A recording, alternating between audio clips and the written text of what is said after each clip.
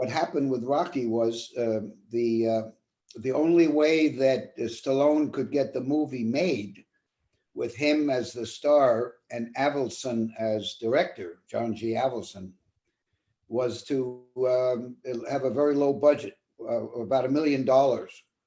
So they were unable, and Avildsen, the director, John G. Avildsen, and Stallone wanted to film in Philadelphia. So Avildsen and Stallone convinced the producers that they should hire us to put it together, line produce. I was serving as the production manager or line producer, but I wasn't in the union. So they Avildsen invented a credit for me, pre-production supervisor. We got 8 days of shooting in Philadelphia. Can you imagine Rocky without those locations? Anyway, when Avildsen got his Oscar, who did he mention? To billions of people on TV. He mentioned Lloyd Kaufman. So it made it, and I'm in that movie too, if you want to see me playing a drunk. How many people can boast that they, not only were they a major part of a seminal movie, of an iconic movie, of one of the greatest American movies of all time, but I got mentioned on the Oscars. And then I got the call to work on Saturday Night Fever. So my two jobs, basically, and my film school were working on just luck, because John G. Avildsen was my buddy.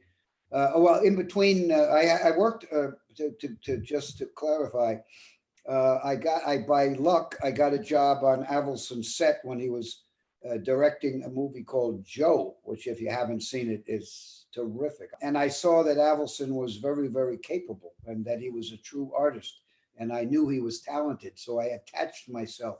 After Joe, I offered to work for free and I did everything I can to get to know him.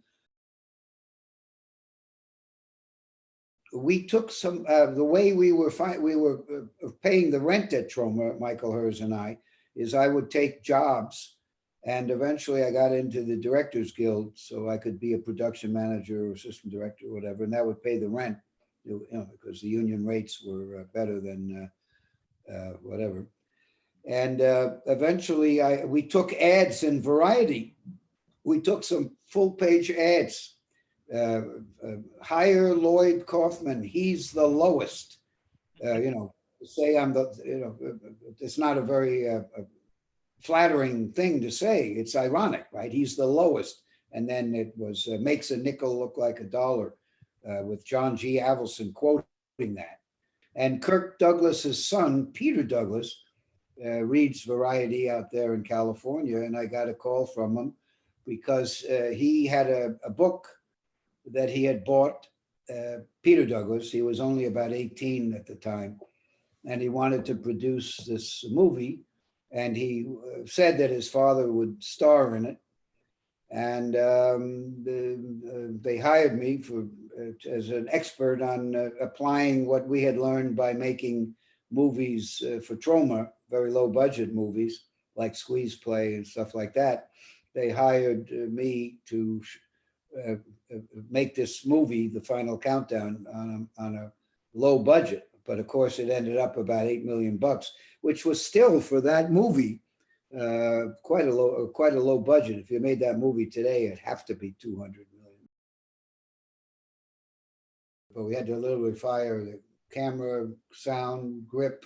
Even I, on Squeeze Play, Waitress, stuck on these little movies, I always test the cameras. The captain's island, I think they called it the island. It's all windows on all sides, and we got we got permission to go out there on the ocean and film, just for the sake of doing camera tests and lighting tests. And the crew wouldn't do it. They didn't want to do it. We don't need to do that. So I went out. I think Kirk and Peter went out, and we, at least we gathered what information we could.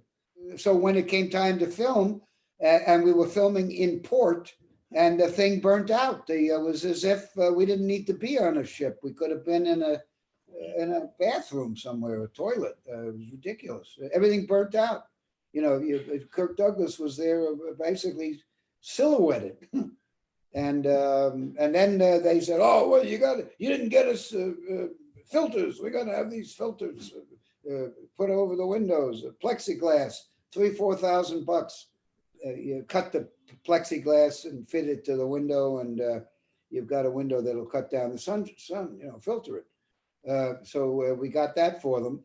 And the grip didn't even know how to cut the windows to fit the windows. He didn't know how to cut the he wasted so much plexiglass, and they still didn't get it right. Anyway, they stunk, and we got rid of them after the first week. And of course, I had to do the I had to do the firing.